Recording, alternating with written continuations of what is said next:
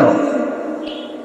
তাহলে ভারতের মধ্যে আমাদের যে মুসলিম ভাইরা আছে তারা কি করবে? তাহলে ভারতে যে মুসলিম ভাইরা আছে তারা কি করবে?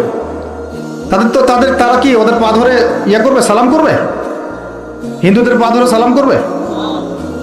বলেন তো। আমরা তো একটা মুসলিম রাষ্ট্রে আছি, তো মুসলিম রাষ্ট্রে থাকতে এত নতজন পররাষ্ট্রনীতি কেন? এত দাসত্বের শৃঙ্খল কেন?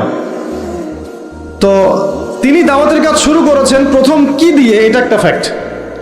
আমরা আসলে আলোচনাগুলো আপনাদের চাইতে তাদের শোনা দরকার, যারা আলোচনা যারা করে আর কি। মানে আমি চাই বেশি বেশি তাদের সাথে কনভারসেশন করতে, যারা উম্মাকে নিয়ে ফিকির করেন, কোন দাওয়াতের কাজ করতে চান, বা মুআল্লিম বা আলেম বা হাফেজ, তাদের সাথে কথা বলা দরকার। তাদেরকে আগে বোঝানো দরকার বিষয়গুলো। অনেকেই বুঝেন না। অনেকে বায়াবিও দাওয়াতি কাজ করছেন উইদাউট এনি প্ল্যাটফর্ম। অনেকে দাওয়াতি কাজ করছেন উইদাউট এনি কানেকশন উইথ ওলামা। আলেমদের সাথে কোনো কানেকশন নেই, দাওয়াতের কাজ করতে আসেন, একটা বায়াবিও প্ল্যাটফর্ম ক্রিয়েট করে রাখতেছেন। তো আমাদেরকে আগে তাদের সাথে কথাবার্তা বলা দরকার, যে মৌলিকভাবে আমরা আসলে কিভাবে আগাবো আর কি। প্র্যাকটিক্যাল কথায় আসেন। এই যে আমরা এতগুলো কথা বলছি না, আমি আপনাদেরকে পুরা পথ পদ্ধতি এখানে গিলায় খাওয়াই দিতে পারবো, কিন্তু বিশ্বাস করেন গিলে খাওয়ার পরে আপনি কিছুই করতে পারবেন না। কেন পারবেন না? আপনার কোনো অ্যাসোসিয়েশন নাই, কোনো ফাউন্ডেশন নাই, কোনো সংগঠন নাই, কোনো রাজনৈতিক ক্ষমতা নাই, কোনো রাজনৈতিক দলও নাই, রাজনৈতিক কোনো অ্যাপ্রোচও নাই। কিন্তু একটা সেকুলার রাজনৈতিক দল আপনার চেয়ে ভালো ফিল্ড ওয়ার্ক করতে পারবে, কারণ তার চেইন অফ কমান্ড আছে। আমাদের তাওহীদপন্থীদের কোনো চেইন অফ কমান্ডই নাই। বলে আসতেছি বিগত 5 বছর 10 বছর থেকে একই বয়ান, মাথায় ঢুকে না জিনিসটা, যে চেইন অফ কমান্ড বলে একটা কিছু আছে।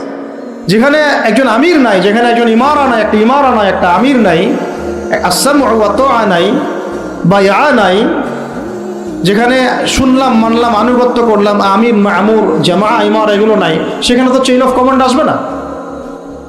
তাবলীগ জামাত কাজ করছে না? করছে কিনা? একটা শুরা পর্ষদ আছে না, শুরায়ে নিজামি আছে না, আমির আছে না, কাজ করতেছে, ফলাফল পাচ্ছে মাশাআল্লাহ। জামাত ইসলাম কাজ করছে না? একটা চেইন অফ কমান্ড আছে, প্রত্যেকটা জেলায় জেলায় শাখা আছে, তারা তাদের উপরের লেভেল থেকে কোনো ডিরেকশন আসলে সেটাকে রুট লেভেলে বাস্তবায়ন করছে। তারপরে ধরেন যে ইভেন এই যে আওয়ামী লীগ চলে গেল, তার একটা চেইন অফ কমান্ড ছিল না? ছিল কি না? উপরে যে বলতো জঙ্গি, নিচের ওই ব্যক্তিও বলতো হ্যাঁ এই জঙ্গি, এমন একটা চেইন অফ কমান্ড ওদের ছিল না? এখন বিএনপি যারা রাজনীতি করতেছে ওদের নাই? আছে। এখন আপনি বলেন যে ইসলামপন্থীদের রাজনৈতিক দল কয়টা? একটা আছে আমাদের শাসনতন্ত্র, একটা হচ্ছে হেফাজতে ইসলাম। আর কি, হেফাজতে ইসলাম তো আসলে কোনো রাজনৈতিক ব্যাকগ্রাউন্ড থেকে আসে নাই, এটা এসেছে, আপনারা তো জানেন হিস্ট্রি, কোন প্রেক্ষাপটে এটা তৈরি হয়েছে, শাপলা চত্বরে ঘটনা, তাই না? আর জামাত ইসলাম। আর কথা হচ্ছে যে আমাদের তো মানে পৃথক পৃথক প্ল্যাটফর্মগুলোর মধ্যে একটা ঐক্যবদ্ধ সমন্বয় সবার আগে দরকার, তারপরে আমাদের একটা বৃহত্তর চেইন অফ কমান্ড দরকার। তখন কি হতো যে উপর থেকে একটা কিছু ছেড়ে দিলে একদম নিচ পর্যন্ত আসতে সময় লাগতো না।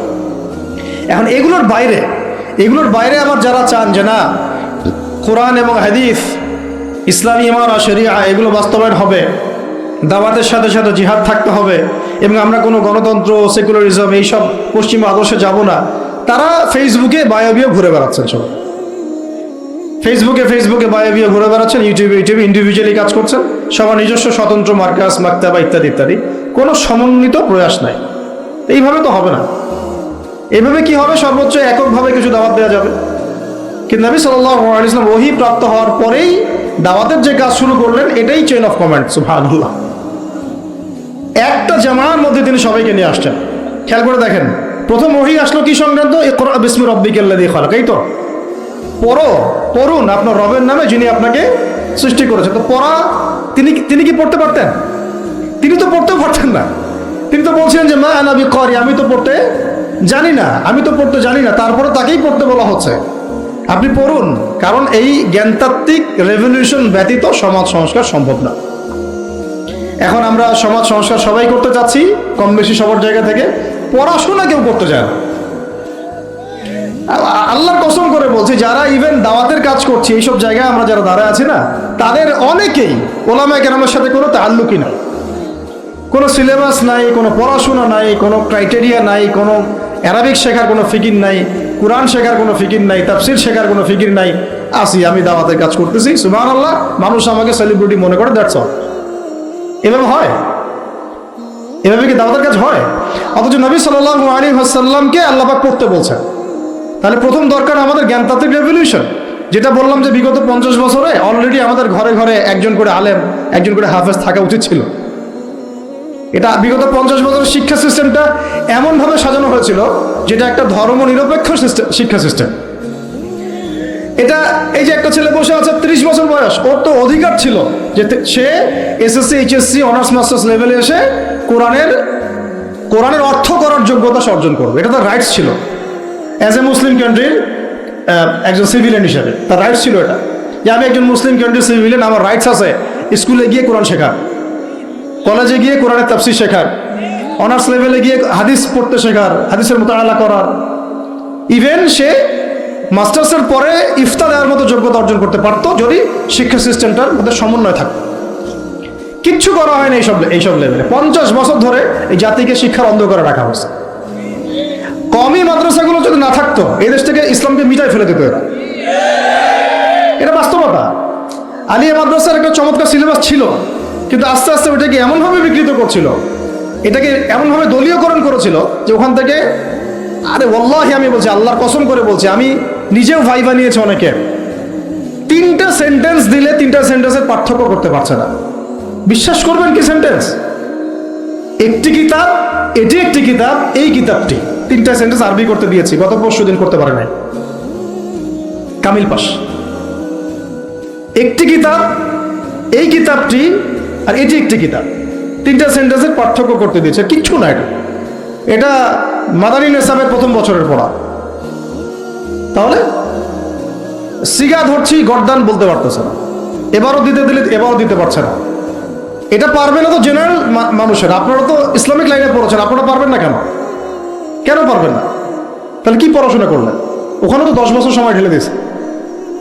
একজনকে জিজ্ঞাসা করলাম যে যে কোনো একটা আয়াত শোনাচ্ছে, ওই যে সূরা হামিম শেষের একটা আয়াত বললো, কি জানি,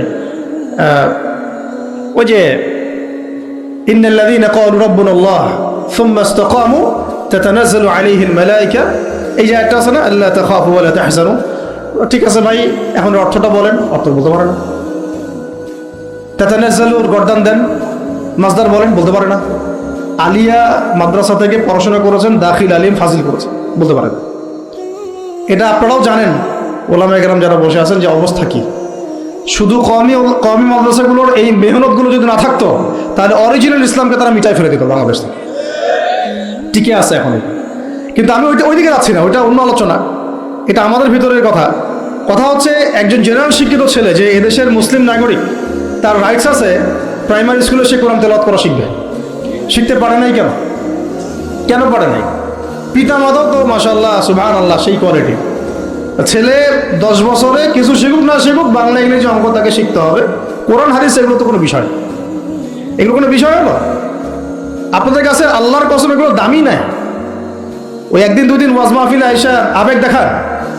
কোরআন হাদিসের প্রতি যদি মহব্বত থাকতো, ছেলেকে তো আলেম বানাইতেন আপনি, ছেলেকে তো আপনি একজন হাফেজ বানাইতেন কমপক্ষে। আপনি তো ছেলেকে এমনভাবে গড়ে তুলেছেন আপনার জানাজাই পড়তে পারবে না। সেদিন আমরা টাঙ্গাইলে একজনের জানাজা পড়তে গেছে, এক পরিচিত ভাইয়ের আম্মা মারা গিয়েছেন। তো ওই দিন গিয়ে একটা আক্কেল হলো, শিক্ষা হলো, যে যদি আপনি ছেলে মেয়েকে যদি আলেম না বানিয়ে যান, ছেলেকে যদি আলেম না বানিয়ে যান, সঠিক জানাজাটাও মনে হয় ভাগ্যে জুটবে না। হ্যাঁ, একটা মুনাসিব জানাজাও ভাগ্যে জুটবে না। তো আমাদের এই স্কুল কলেজ পড়ুয়া ছেলে মেয়েদের রাইটস ছিল এগুলো শিখতে পারে নাই। অনার্সে পড়ে তার বয়স কত? 20 থেকে 25 বছর। 25 বছরে সে 25টা সূরা জানে না, 25টা সূরার নামই জানে না, 25টা সূরার নাম বলতে পারে না। কোরআন বিধান কায়েম করতে আসছেন আপনি, সুবহানাল্লাহ, 25টা হাদিস বলতে পারেন না, 25 জন নবীর নামও বলতে পারে না। ইভেন আমাদের নবী সাল্লাল্লাহু আলাইহি ওয়াসাল্লামের সিরাতের জীবনীটা, পাতলা কিতাবটাও সে কখনো জীবনে পড়ে দেখেনি। এই অবস্থা মাস্টার্সেও বিসিএসও সব জায়গায় একই চলছে। বিসিএস এর যে ভাইবা হয় সেখানে কি ইসলাম ধরা হয়? বিসিএস এর ভাইবা যখন হয় তখন তাকে কোরআন তেলাওয়াত জিজ্ঞাসা করা হয়? তাহলে আপনি কোরআন তেলাওয়াত করতে পারেন না, রাষ্ট্র চালাবেন কিভাবে? কোরআনের সাথে কোনো তাল্লুক নেই, তার মানে আপনাদের কনসেপ্ট হচ্ছে রাষ্ট্র আলাদা, কোরআন আলাদা, মানে রাষ্ট্র চালাতে কোরআন লাগে না, আপনার কনসেপ্ট এটাই। হ্যাঁ, না হলে তো কোরআন আপনি আনতেন সিলেবাসে, তাফসির আনতেন, হাদিস আনতেন,